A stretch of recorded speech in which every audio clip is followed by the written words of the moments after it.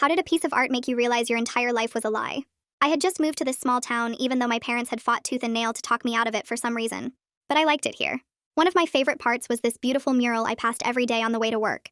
It showed 3 young adults smiling together, 2 women and a man. The painting was so vivid and detailed it almost looked like a photograph. One morning I walked past and stopped dead in my tracks because the entire mural had been repainted. It was the same 3 people, but they all looked different. The man was taller and the women had different hairstyles. That afternoon, I asked the woman at the coffee shop next door. "Oh, that mural gets updated every single year," she said. "Do you know the story behind it? 20 years ago, there was a home invasion right here in town. A family with 4 kids. The oldest was at a sleepover that night. When he came home the next morning, both his parents were dead, and the 3 youngest kids were all missing. The police searched for months for the kids, but they never found any of them, and the case eventually went cold." I felt my stomach drop as I realized what she was telling me. The oldest sibling is the one who paints it. He never stopped looking for his siblings. He updates the mural every year to show what he thinks his siblings would look like now, hoping someone will recognize them. There's a website at the bottom if you want to read more about it. I went back to the mural after work and stood there for a long time looking at those 3 faces. I couldn't stop thinking about the mural over the next few days. I went to the website and read the whole story. The kids had been 4, 3, and 1 when they disappeared. I looked at the images again, and something about them felt strangely familiar, but I couldn't figure out what. I started walking past the mural twice a day instead of just in the morning. One afternoon, I was staring at the older woman when I noticed she had a small scar on her left knee in the painting. I pulled up my pant leg and looked at my own left knee where I had the exact same scar in the exact same place. My parents had always told me I got it falling off a bike when I was 7, but I'd never actually remembered that happening. I went home and started going through old boxes in my closet where I kept the few childhood items I had. I'd always thought it was weird that I didn't have any baby photos, and my parents said they'd lost them in a move years ago. I found my birth certificate and really looked at it for the first time in my life. The paper seemed newer than it should be for something that was supposed to be 24 years old. The next day, I called my mom and asked her to tell me again where I was born. She hesitated before answering. "You know this already." St. Mary's Hospital. I'd looked it up after our call and discovered that St. Mary's Hospital had closed 15 years ago. I called her back and asked what she remembered about when I was really little.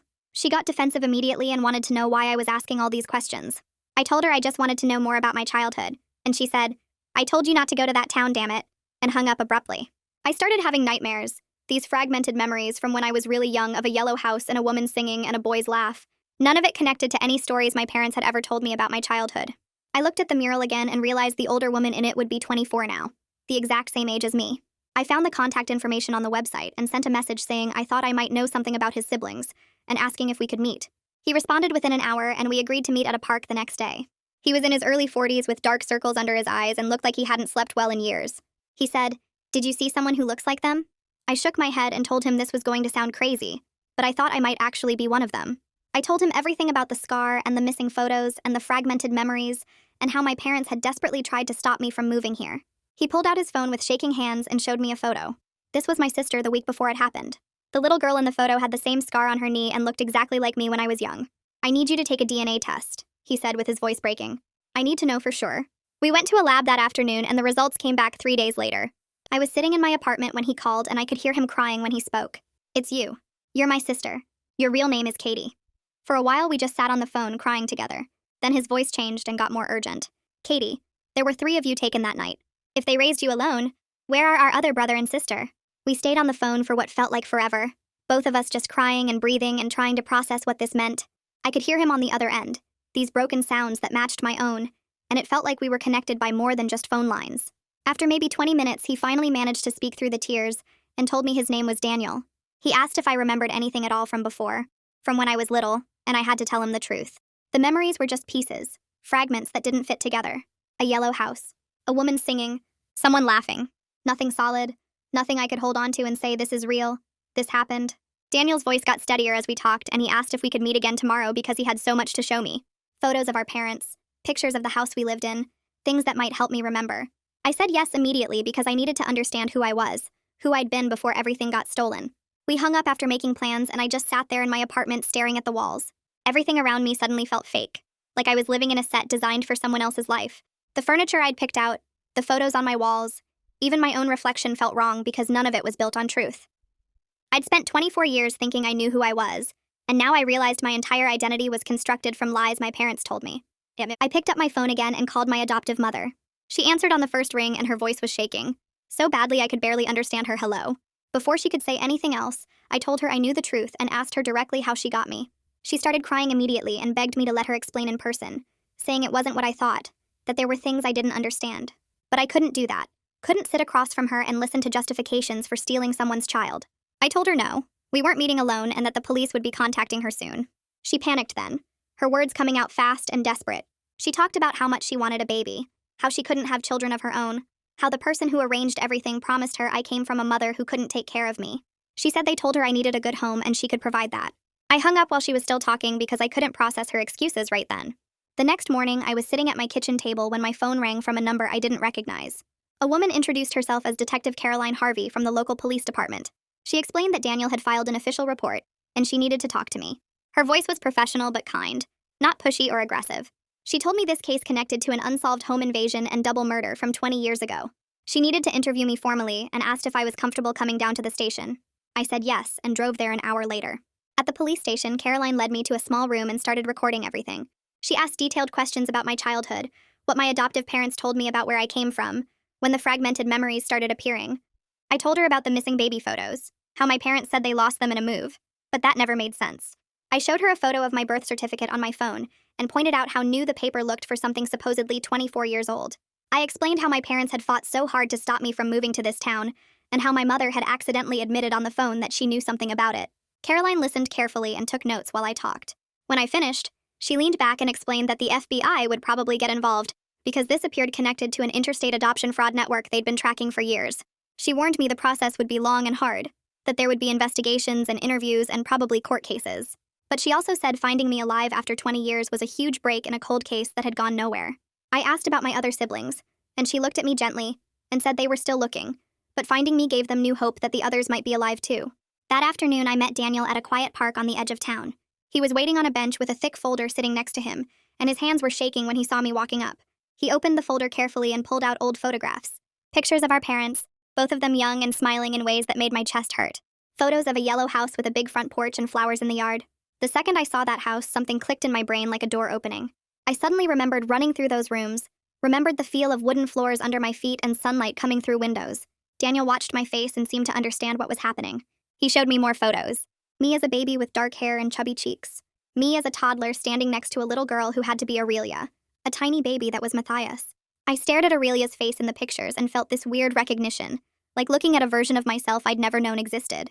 Daniel's voice was quiet when he told me that Aurelia and I did everything together, that we were best friends even though we were only a year apart.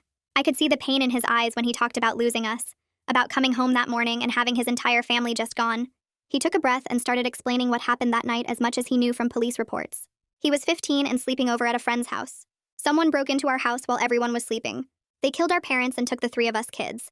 By the time Daniel came home the next morning, the house was a crime scene and his whole family was gone except for the bodies of our mom and dad.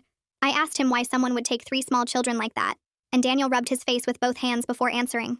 The police thought at first it might be for ransom money because our parents had some savings and owned the house outright, but no one ever called with demands or asked for anything.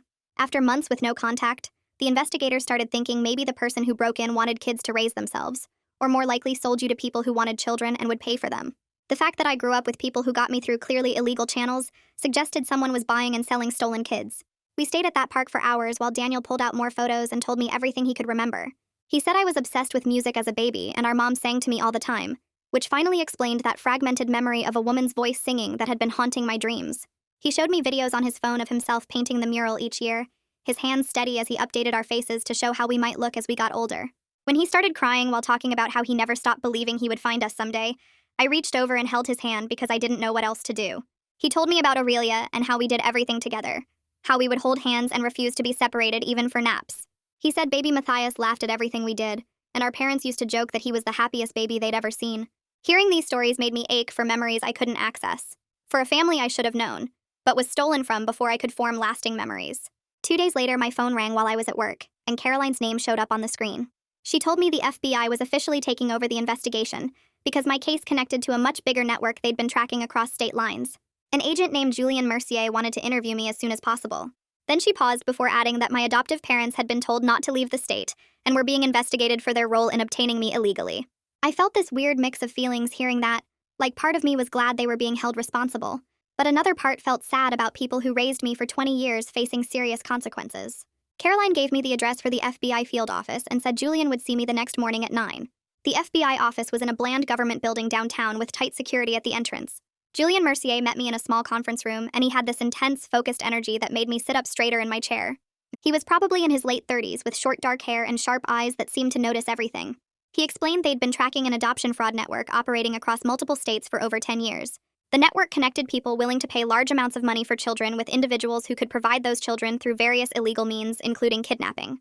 He said my case was the first time they'd been able to definitively link a kidnapped child to the network, which meant they finally had a real chance to take the whole operation down. Julian asked if my adoptive parents ever mentioned how much they paid for me, or who arranged the adoption. I told him I always believed I was adopted legally through an agency, that they had papers and everything seemed normal. But now looking back, I realized they never gave me specific details about which agency or how the process worked. Whenever I asked questions as a kid, they got vague and changed the subject. Julian nodded like he expected that answer and said financial records would help them trace the network connections and potentially locate others involved in the operation. He asked about my childhood, whether I was treated well, if there were any signs my adoptive parents knew I was stolen. I admitted they were decent parents overall, nothing abusive or neglectful, which somehow made the whole situation more confusing. That evening, I met with a therapist named Marlene Yoshida, who Caroline recommended. Her office was in a quiet building with comfortable furniture and soft lighting that was probably meant to make people feel relaxed. Marlene had kind eyes and spoke in this calm, steady voice as she explained her specialty in recovered memory and identity trauma. She said my fragmented memories might become clearer now that I had context to fit them into, but I shouldn't force anything or assume everything I remembered was perfectly accurate. Memory is tricky, she explained, especially childhood memory, and our brains sometimes fill in gaps with things that feel real but aren't quite right. She wanted to work with me regularly to help process everything that was happening and figure out how to integrate both parts of my history into one coherent sense of self. During our session, I completely broke down and admitted I didn't know who I was anymore. The person I thought I was my entire life didn't actually exist, just a fake identity built on lies and stolen documents. But I also couldn't just become Katie from 20 years ago because I didn't remember being her. Didn't remember my real parents or that yellow house or anything substantial. I felt stuck between two identities with no solid ground under my feet. Marlene listened carefully and said this identity crisis was completely normal given what I was going through. She promised we would work through integrating both parts of my history, so I could be one whole person instead of feeling split in two. A week after the DNA confirmation, I was sitting in Marlene's office during our third session when something shifted in my brain. A memory surfaced with vivid, startling clarity. Not like the fuzzy fragments I'd been having, but sharp and detailed and real. I suddenly remembered Aurelia and me playing with colorful blocks on a carpeted floor in a sunny room. We were building a tower together and laughing when it fell down. Then Daniel came in and picked both of us up, one in each arm, and spun us around in circles while we shrieked with laughter and delight. I could feel the movement, hear our voices, sense the pure joy and safety of that moment. The memory was so clear and powerful that I started crying right there in Marlene's office because I could feel the love that existed in that house before everything was destroyed. I called Daniel the second I left Marlene's office, my hands shaking as I held the phone. I told him about the memory and described it in detail, the blocks and the sunny room and him spinning us around. His voice got thick with emotion as he confirmed that yes, he used to spin us around exactly like that. It was one of our favorite games. Hearing him confirm the memory made it feel even more solid and real, like I was finally accessing my actual past instead of just fragments and guesses. He sounded so happy that I was starting to remember things, but also sad about everything we lost and all the years we should have spent together as a family. That same afternoon, Caroline called with news about the search warrant they'd executed on my adoptive parents' house.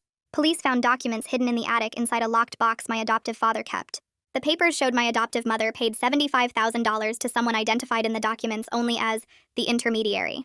The payment was made in cash installments over several months before I arrived at their house. Caroline said this was exactly the kind of evidence they needed to trace the network and potentially find others involved. She asked if I was okay, and I told her honestly that I didn't know, that everything felt overwhelming and surreal. She said that was understandable and reminded me I had Daniel and Marlene for support, that I didn't have to process this alone.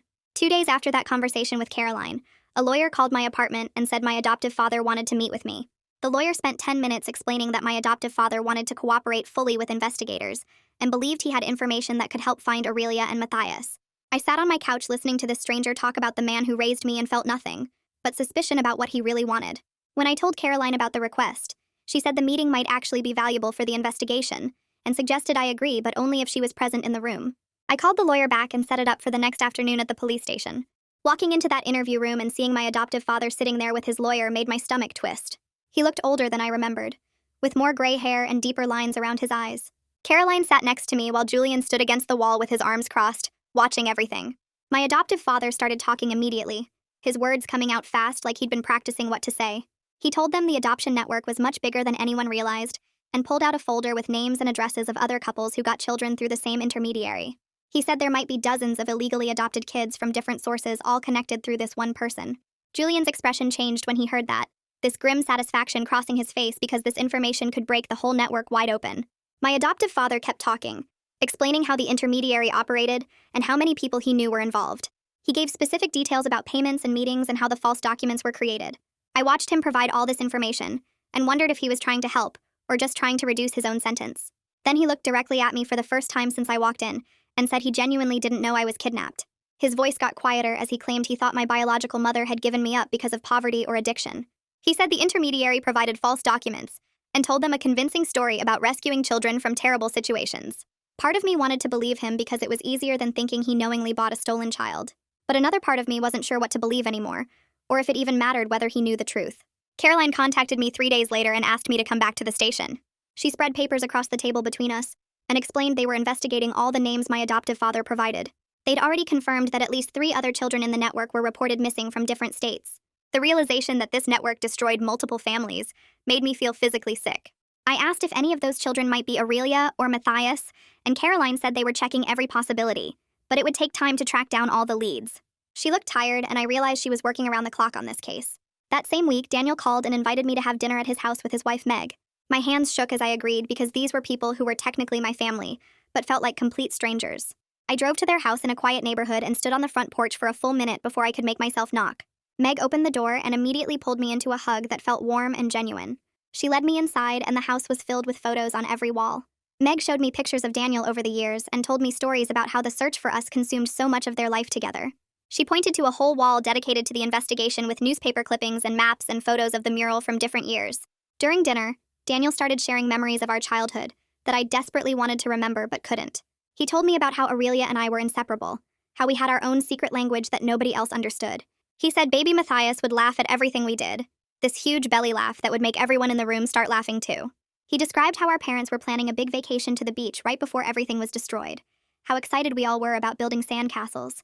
Hearing these stories made the loss feel more real and devastating, because I could picture these moments but couldn't actually remember living them. I started crying at the dinner table and Meg reached over to squeeze my hand. Later that evening, Meg mentioned something that hit me hard. She said they never had children of their own, partly because Daniel felt he couldn't move forward with his own family while his siblings were still missing. She explained how every birthday and holiday was spent updating the mural or following new leads instead of building their own life. The weight of that sacrifice crushed me as I realized how much Daniel gave up to keep searching for us. I looked at him across the table and told him I was sorry for all the years he lost. Daniel shook his head and his eyes filled with tears as he said finding me made everything worth it, that he'd do it all again without hesitation. 3 weeks after my DNA confirmation, my phone started ringing constantly with calls from reporters. The news media got wind of the story, and it became regional headlines about the kidnapped child found after 20 years. A reporter from the local news station contacted me asking for an interview about being the found kidnapping victim. I refused immediately because the thought of talking about this publicly made me want to hide. But Caroline called me that evening and suggested that publicity might actually generate leads about Aurelia and Matias. She said someone out there might recognize them from age-progressed photos and come forward with information. I thought about it for 2 days before finally agreeing to a carefully controlled interview with specific conditions about what questions they could ask. The news interview aired on a Thursday evening, and I watched it at Daniel's house with him and Meg. The segment included photos of Aurelia and Matias age-progressed to show what they might look like now at 23 and 21. Daniel and I both made public appeals asking anyone with information to come forward and provided the tip line number. Within an hour of the broadcast, Caroline called to say the response was overwhelming with dozens of tips already flooding the police hotline. She warned me that most would probably lead nowhere, but they'd investigate every single one. I couldn't sleep that night thinking about all those calls and wondering if one of them might actually be real. 5 days after the news coverage, Caroline called with a lead that made my heart race. A woman had contacted the tip line saying she thought the age-progressed photo of Matias looked exactly like a young man who worked at a grocery store in a city 3 hours away. Julian and Caroline drove there immediately to investigate and discovered the man was also adopted under suspicious circumstances around the same time I was. They collected a DNA sample after explaining the situation and told us the results would take a few days. Daniel called me every few hours during the waiting period, and we talked about what it would mean if it was really him, whether he'd have any memories of us, how we should approach meeting him if the DNA matched. The next 3 days felt like 3 years, and I kept checking my phone every 5 minutes, even though I knew the lab would call Caroline first. I tried to go to work, but I couldn't focus on anything, and my boss finally told me to just take the rest of the week off because I was useless anyway. Daniel called me every single day, sometimes twice, and we'd talk for hours about what it would mean if the DNA matched. We discussed whether the young man would have any memories of us or the kidnapping, how we should approach meeting him if he was really Matias, whether we should tell him everything at once or let him process it slowly. I felt like I was pulled in two different directions at the same time, terrified that it wouldn't be him, but also scared about what it would mean if it was. On the morning of the third day, Caroline called and I answered so fast I almost dropped my phone. She told me the results were back and asked if I could come to the station. I drove there going way too fast, and Daniel met me in the parking lot because Caroline had called him too. We walked in together holding hands like little kids and sat down in her office. Caroline looked at both of us with this expression that made my stomach drop, and she said the DNA results came back negative. The young man at the grocery store wasn't Matias, just someone who happened to look similar to the age progression drawing. I felt something break inside my chest, and next to me, Daniel made this sound like he'd been punched. Caroline kept talking about how this is how investigations work, that you follow leads until one finally pays off, that this setback doesn't mean we won't find him. But I could barely hear her over the ringing in my ears because I'd let myself hope so much, and now that hope was just gone. Daniel and I sat in his car in the parking lot for almost an hour afterwards, both of us crying and not talking. When I finally got home, I called Marlene and asked if I could see her that day, instead of waiting for our regular appointment. She agreed, and I showed up at her office 2 hours later with swollen eyes and a headache. I told her about the negative DNA results, and how the disappointment felt like it was crushing me. She listened and then started asking me questions about my feelings toward my biological parents, who I don't remember, and my siblings, who I'm desperate to find. I admitted that I felt like I was mourning people I never really knew, that I was grieving for a family and a childhood that only exists in fragments and other people's memories. Marlene helped me understand that grief doesn't require perfect memories, that losing something you never got to have is still a real loss. We talked about my adoptive parents, and she said something that surprised me. She told me my feelings toward them could be complicated and messy, that I could acknowledge they raised me and I have some love for them, while also recognizing they participated in something deeply wrong. And I didn't have to choose between completely hating them or completely forgiving them, because real feelings about real people are never that simple. Over the next few weeks, I threw myself into therapy sessions with Marlene twice a week instead of once. We worked through layers of complicated emotions about identity and belonging and family. She gave me exercises to help process the trauma and techniques to manage the anxiety that kept waking me up at 3 a.m. 6 weeks after the initial confrontation with my adoptive parents, my adoptive mother's lawyer contacted me asking if I would be willing to meet with her. I talked it over with Marlene and Daniel and Caroline, and finally decided I needed to hear what she had to say. We arranged to meet at a neutral location with both lawyers present. When my adoptive mother walked into the room, she looked terrible, like she hadn't slept in weeks. Her hair was greasy and she'd lost weight, and there were dark circles under her eyes that reminded me of Daniel's. She sat down across from me and her hands were shaking. Her lawyer started talking, but she interrupted him and looked right at me. She said she was desperate for a child after years of infertility and multiple failed adoptions, that the adoption agencies kept rejecting her and her husband for reasons she never fully understood. She told me about how the intermediary approached them at a support group for couples struggling with infertility, how this woman promised she could help them. My adoptive mother's voice broke when she admitted she had suspicions that something wasn't right about how quickly everything happened and how much cash was required. But she said she wanted a baby so badly that she convinced herself not to ask too many questions, that she told herself the intermediary was just helping a birth mother who needed money. She looked at me with tears running down her face and said that loving me and raising me was real, even if how she got me was wrong, that she was sorry for the damage this caused to everyone. I sat there listening and feeling this complicated mix of anger and sadness and something that might have been pity. I told her I wasn't ready to forgive her, and might never be ready. But I also said I needed time to process everything and figure out what kind of relationship, if any, we could have going forward. She nodded and said she understood, that she would cooperate fully with investigators and accept whatever consequences came. Her lawyer looked relieved that I wasn't screaming or making threats. After she left, I sat in my car for a long time trying to sort through my feelings. 2 weeks later, Caroline called with news that made my heart race. Julian had broken a major lead in the network investigation. They'd located and arrested the intermediary who arranged multiple illegal adoptions, including mine. The woman was in her 60s now and initially refused to cooperate with investigators.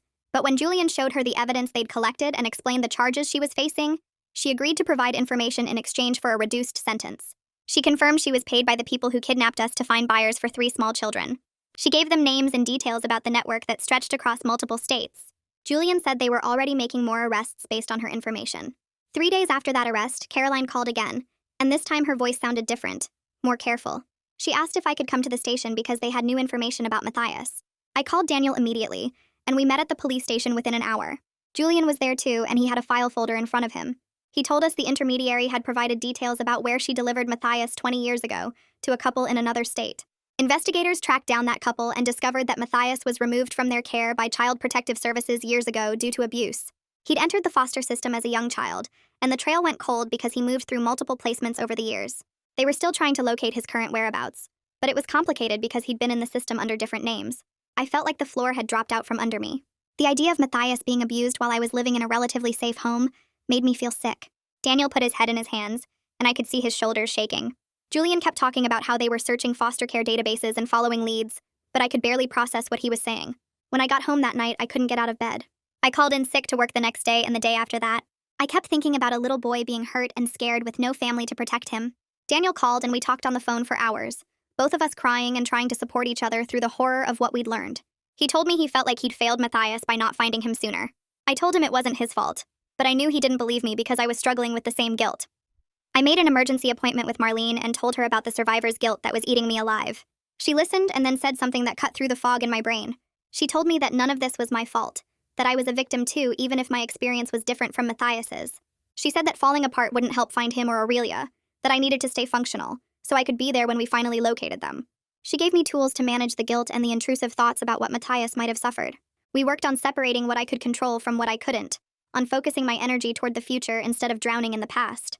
2 weeks after that therapy session, Julian called Daniel with an update about the foster system search. The record showed Matias had aged out of care when he turned 18 and had been living under a different last name that one of his foster families gave him. Julian found a current driver's license and address in a city about 6 hours away from here.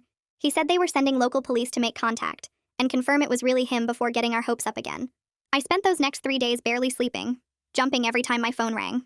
Daniel called me twice a day just to check in, and we'd talk for hours about what it would mean if this was really Matias, whether he'd remember anything, how we should handle meeting him. On the third day, Caroline called and I knew from her voice before she even spoke that it was good news. She told me they found him and the DNA test came back as a match.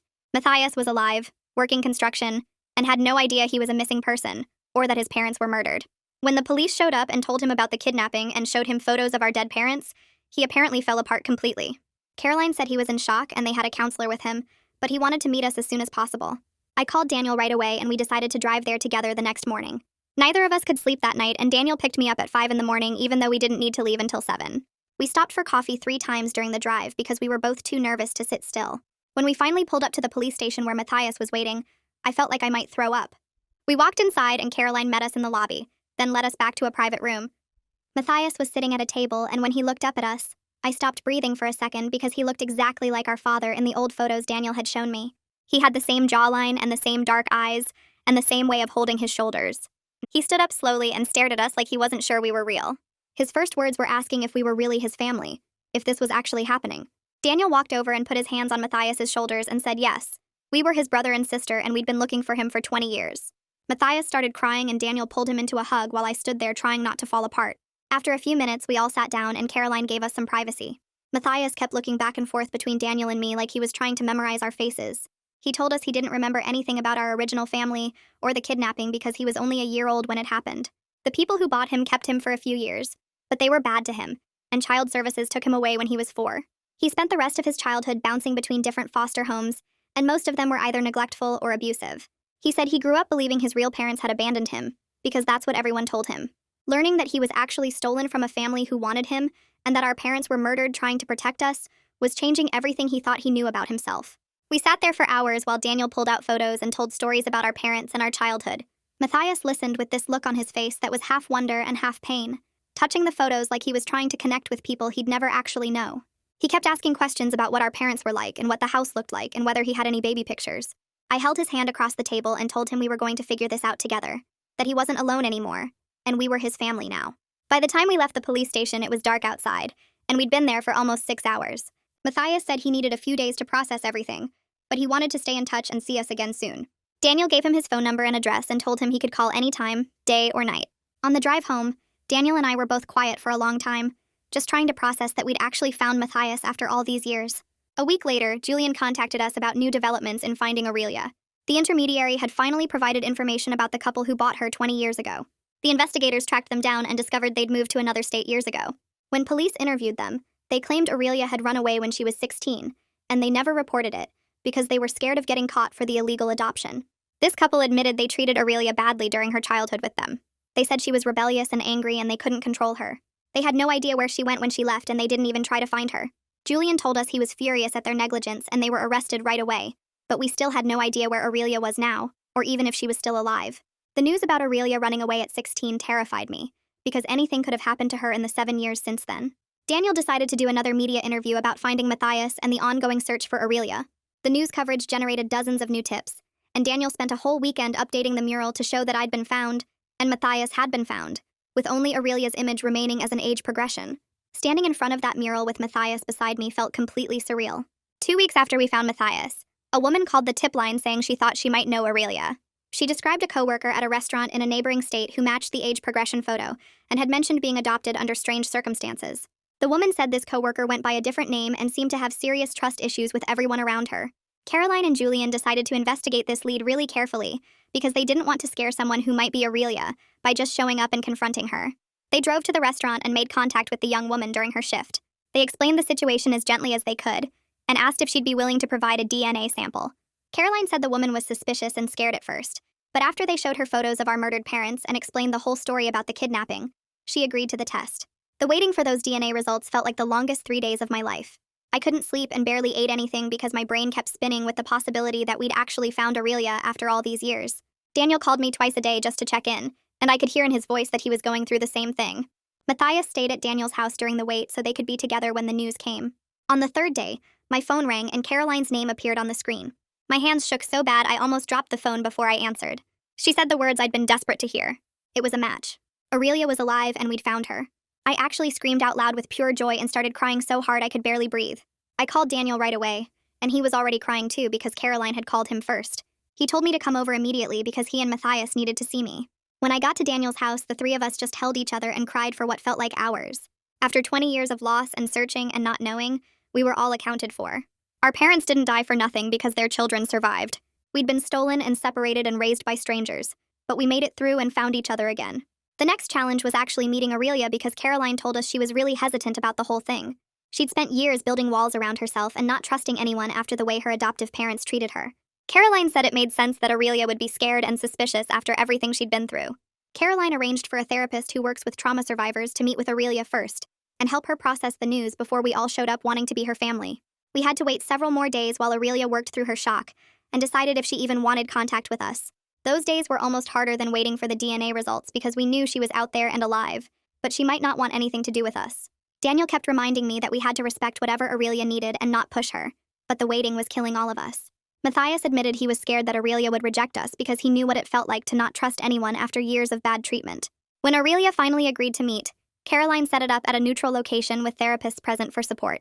We gathered in a private room at a community center and I felt so nervous I thought I might throw up. Daniel and Matias were both quiet and tense beside me as we waited. Then the door opened and Aurelia walked in. She looked defensive and scared with her arms crossed over her chest and her eyes darting around the room like she was looking for an escape route. I stared at her face and saw myself in her features mixed with elements of our mother from the photos Daniel had shown me. She had the same nose as me and the same shape to her eyes.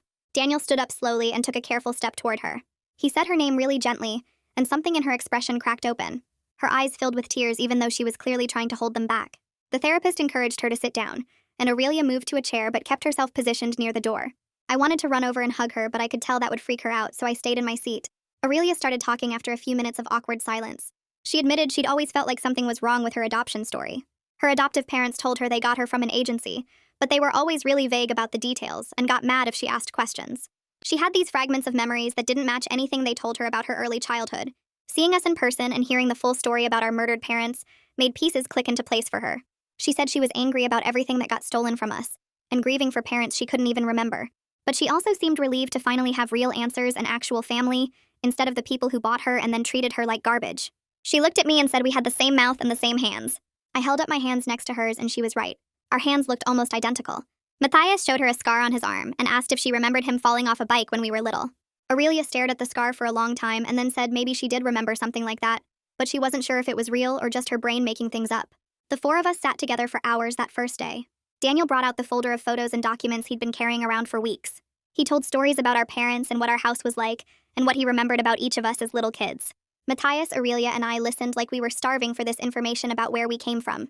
We compared our fragmented memories and experiences and found connections we didn't expect. Aurelia remembered a yellow room with sunlight coming through the windows. I remembered the same room. Matias couldn't remember the house at all, but he said hearing us describe it made him feel something. Daniel showed us photos of Aurelia and me as toddlers playing together in the backyard. We were holding hands in one picture and had matching overalls on. Aurelia stared at that photo for a really long time, and then said she thought she remembered me. She said she remembered us being together all the time and feeling safe when we were playing. I started crying again because having someone else remember even a tiny piece of our real childhood made it feel more real. Over the following weeks, we met regularly as a family and started the slow process of actually building relationships. It was really complicated because we were basically strangers who just happened to share DNA and a terrible history. We didn't know each other's favorite foods or what kind of music we liked or how we spent our free time. Aurelia was still pretty guarded, and sometimes she'd cancel plans at the last minute because she got overwhelmed. Matias struggled with anger about his foster care experiences, and sometimes that anger came out at weird times. I was dealing with my own mess of feelings about my adoptive parents and what they'd done. But there was also this connection between us that none of us had felt before with anyone else. When we were together, something just clicked into place. We belonged to each other in a way that went deeper than just knowing someone. Daniel said it was like we recognized each other on some level that went beyond memory. Meg welcomed all of us into her and Daniel's home for regular family dinners. She cooked these huge meals and set the table with 5 places, and it felt both strange and right to be sitting around a table as a family. Meg told me privately that she was so happy to see Daniel finally have his siblings back after all these years of searching. She said the search had consumed so much of their life together, and she'd started to worry he'd never find closure. Now she was watching him laugh and joke with us, and she could see the weight lifting off his shoulders. Daniel admitted during one dinner that having us back was the best thing that ever happened to him, but he also felt this deep grief that our parents never got to see this reunion. He said our mom and dad would have been so proud of how we all survived and found our way back to each other. We raised our glasses in a toast to our parents, and I felt this connection to people I'd never really known, but who died trying to protect us. The legal proceedings against everyone involved in the kidnapping and adoption fraud network started moving forward. My adoptive parents both accepted plea deals to avoid trial. My adoptive mother got a shorter sentence because she cooperated with investigators and gave them information about the network. My adoptive father got more time because he'd been less helpful. I went to their sentencing hearing and watched them stand in front of the judge. My adoptive mother looked at me with tears running down her face, but I couldn't bring myself to feel much of anything for her right then. The intermediary who arranged all the illegal adoptions got hit with serious prison time for her role in trafficking multiple children over the years. The prosecutor read out a list of all the families she'd destroyed and all the children she'd helped steal. Hearing that list made me feel sick because our story was just one of so many. The couple who bought Aurelia and then let her run away at 16 got harsh sentences for child abuse and neglect on top of the adoption fraud charges. Aurelia came to their sentencing and I sat beside her holding her hand. She didn't cry or show much emotion, but I could feel her hand shaking in mine. When the judge announced their sentence, Aurelia squeezed my hand really tight. Matias's abusive foster parents also got investigated and ended up facing charges for how they treated him and other kids in their care. Watching all these people finally be held accountable gave us some sense that justice was happening. It didn't give us back the 20 years we lost or undo all the trauma we went through, but it was something. At least they couldn't hurt any more kids. Joel Ferguson, the district attorney handling the case, asked to meet with all 4 of us after the main sentencing hearings finished. We gathered in his office and he told us something that made all the pain feel slightly more bearable. Our case had led to the rescue and identification of 8 other children who'd been trafficked through the same network over the years. Some of those kids got reunited with their biological families who'd been searching for them, just like Daniel searched for us. Others at least finally learned the truth about their origins and where they really came from. Joel said our willingness to come forward and testify and share our story publicly had broken the whole network open. Without us, those other 8 kids might never have been found. Knowing that our nightmare helped save other people and reunite other families made me feel like maybe something good came out of all this horror after all. 6 months passed and Daniel arranged for all 4 of us to meet at the cemetery where our parents were buried. I drove there on a cold morning in early spring and found Daniel, Matias, and Aurelia already waiting by the graves. Daniel had brought flowers for each of us to place, white roses that he said were our mother's favorite. We stood in a line looking at the 2 headstones with our parents' names and the dates that marked when they died trying to protect us. I placed my roses on our mother's grave and felt this weird mix of grief for someone I couldn't really remember, but who I knew had loved me. Matias went next and his hands shook as he set down his flowers. Aurelia took longer, standing there staring at the graves like she was trying to will back memories that wouldn't come. Daniel placed his roses last, and then he put his arms around all 3 of us, and we stood there together promising out loud that we'd honor their memory by being the family they wanted us to be. The wind picked up and scattered some petals across the grass, and I thought about how our parents never got to see us grow up, but at least we found each other. Marlene scheduled regular therapy sessions with all 4 of us both individually and as a group. I went to her office every week and we worked through the complicated mess of feelings I had about everything that happened. Matias came to some of the group sessions, and I could see how angry he was about the foster homes he'd been stuck in, the families who hurt him when they were supposed to take care of him. He'd clench his fists when talking about it and sometimes had to leave the room to calm down. Aurelia struggled with trusting any of us, even though the DNA proved we were family. She'd sit in therapy with her arms crossed and give short answers until Marlene would gently push her to open up more. I spent sessions talking about my adoptive parents and how I didn't know what to feel about people who raised me, but also stole me from my real family. Marlene helped me understand that having mixed feelings was normal, and I didn't have to choose between hating them completely or forgiving them completely. During one group session, Daniel admitted something that clearly had been eating at him for a while. He said that finding us was the best thing that ever happened to him, but he also felt guilty about all the years we suffered while he was safe. His voice cracked when he talked about how Matias got abused in foster care, and Aurelia ended up on the streets, and I grew up with people who bought me like I was property.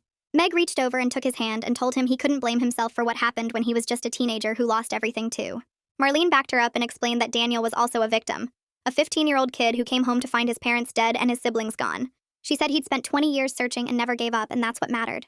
Matias spoke up and said none of us blamed Daniel for not finding us sooner.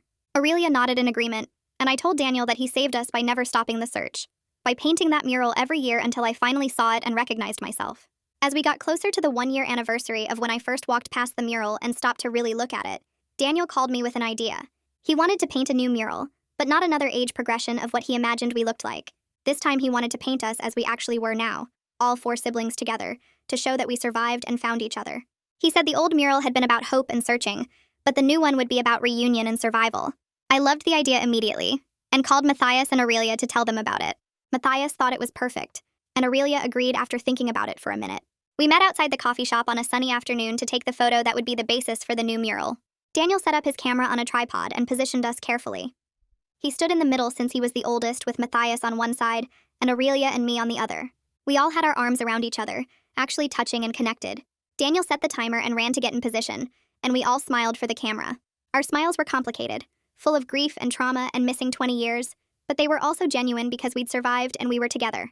Daniel took several photos to make sure he got one that worked, and then we all looked at them on his camera screen. Seeing the 4 of us standing there together made something shift in my chest. Daniel started painting the new mural the following week, and we all came by regularly to watch his progress. He worked for hours each day, carefully transferring the photo onto the wall and adding details that made us look real and alive. The coffee shop owner came out to watch sometimes, and I saw her crying one afternoon as she realized the search that had consumed 20 years was finally complete. Other people from town stopped to watch too, and some of them remembered when the original tragedy happened. The mural slowly transformed from a desperate hope into a celebration that we'd made it through. Daniel painted our faces with care, making sure to capture Matias's smile and Aurelia's cautious expression, and the way my hand rested on Daniel's shoulder. The unveiling happened on the exact anniversary of the day I first walked past the mural and stopped dead in my tracks. A small crowd gathered, including Caroline and Julian, who'd worked so hard on the investigation, and Marlene, who'd helped us process everything, and Meg, who'd supported Daniel through 20 years of searching. Daniel stood in front of the covered mural with the 4 of us beside him, and gave a short speech about never giving up hope even when things seemed impossible. He talked about our parents and how they died trying to protect us, and how the best way to honor them was to be the family they wanted us to be. Then he pulled the covering off, and everyone saw the 4 of us painted there together, alive and real and found. People clapped and some cried, and the coffee shop owner hugged each of us. After the unveiling, we all went to Daniel and Meg's house for a private family dinner. Meg had cooked a huge meal, and we sat around their dining room table passing dishes and talking about the future. Daniel asked how we'd stay connected since we lived in different cities, and Matias joked that we should have annual reunions where we all got together. Aurelia immediately agreed, and I could see her walls coming down more each time we spent time together. We talked about visiting each other and doing video calls and making sure we didn't lose each other again after spending 20 years apart. Meg suggested we start a group chat so we could stay in touch daily, and we all pulled out our phones right there to set it up. I met with Marlene alone a few days later to talk about my adoptive mother. She'd be getting out of prison in a few years, and I needed to figure out what kind of relationship I wanted with her, if any. Marlene helped me understand that I could acknowledge she raised me, and that I had some love for her while also maintaining boundaries about what she did. I didn't have to forgive her completely, or cut her off completely. I could have limited contact and protect myself while still recognizing she was part of my life for 20 years. It was complicated and messy, but Marlene said that was normal and okay.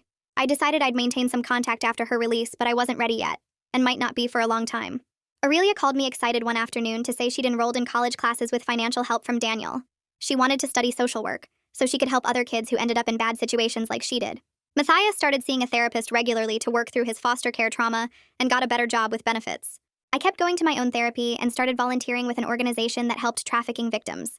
Turning my pain into something that could help other people made me feel like maybe all the horrible things that happened could lead to something good. We were all building more stable lives and healing slowly, and we had each other to lean on when things got hard. A few months later, the 4 of us took a road trip together to see the house where we lived before everything happened. Daniel drove and Matias sat in front while Aurelia and I were in the back seat. Nobody talked much on the way there because we were all nervous about what this would feel like. When we pulled up to the address, I recognized it immediately from my fragmented memories, even though it had been painted a different color, and the yard looked completely different. We all got out of the car and stood on the sidewalk just staring at it.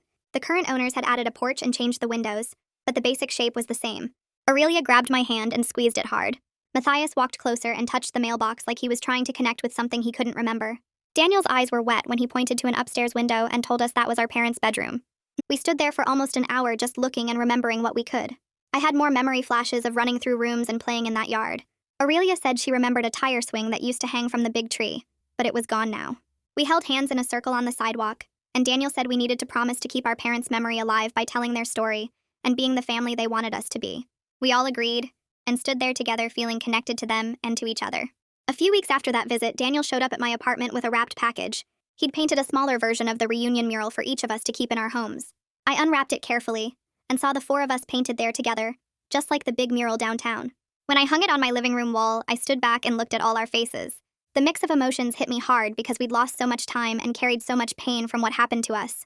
But we'd also found each other against impossible odds, and that mattered more than anything else. I texted my siblings a photo of the painting on my wall, and they all sent back pictures of theirs hanging in their places too. 1 year after I first discovered the truth, I went back to the big mural downtown on the anniversary. I stood there looking at the four of us painted together and realized something had shifted inside me. I wasn't just the person my adoptive parents raised under lies anymore. I was also Katie who came home to her real family. Both parts were true, and both parts made me who I was now. I was building a future with Daniel and Aurelia and Matias, while also accepting that my past was complicated and messy. For the first time in my whole life, I felt like I actually knew who I was and where I belonged.